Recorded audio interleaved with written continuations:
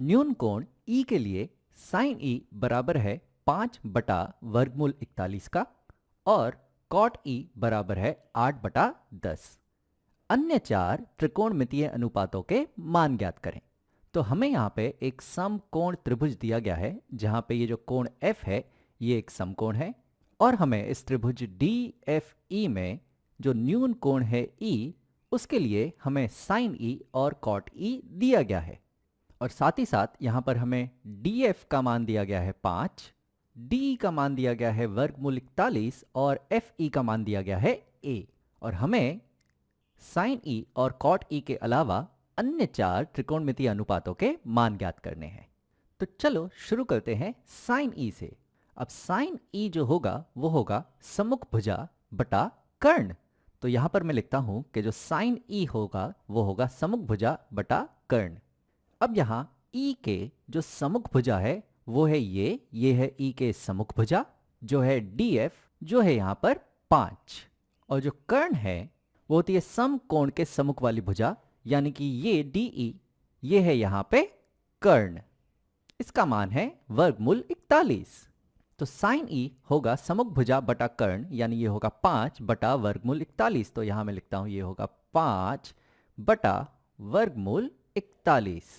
तो ये हमने खुद से निकाला इस त्रिभुज को देखते हुए और हमें ये दिया भी गया था कि साइन E बराबर है 5/वर्गमूल 41 यानी कि ये बिल्कुल सही है।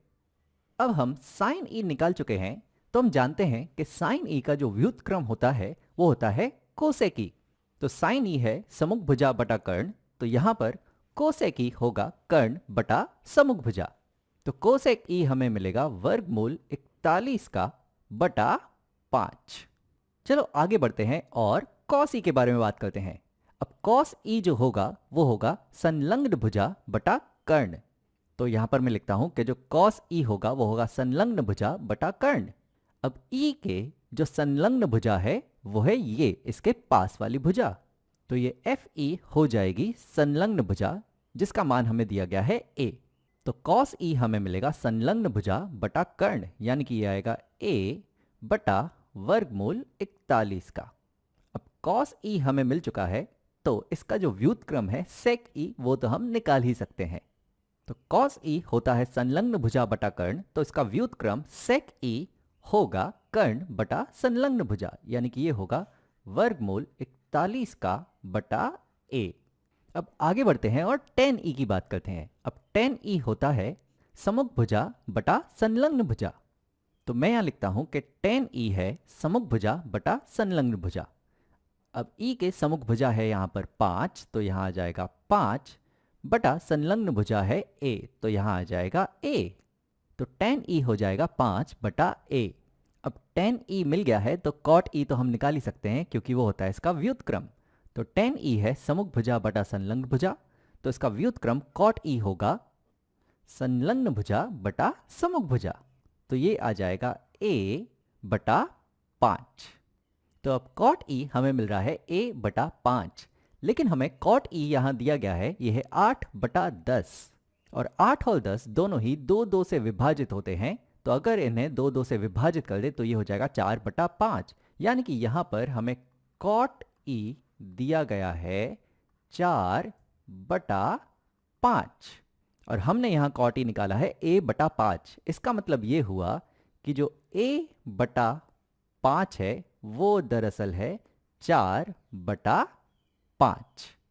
तो यहां पर अगर मैं दोनों तरफ 5 और 5 से गुणा कर दूं तो यहां पर अगर मैं 5 से गुणा कर दूं और यहां पर अगर मैं 5 से गुणा कर दूं तो ये 5 और ये 5 कट जाएंगे और a का मान हमें मिलेगा बराबर 4 के। तो यहां पर a हमें मिल चुका है यह है 4। तो यहां पर cot E हमें मिला था A/4 यहां पर a की जगह मैं 4 रख दूंगा तो cot E हो जाएगा 4/5।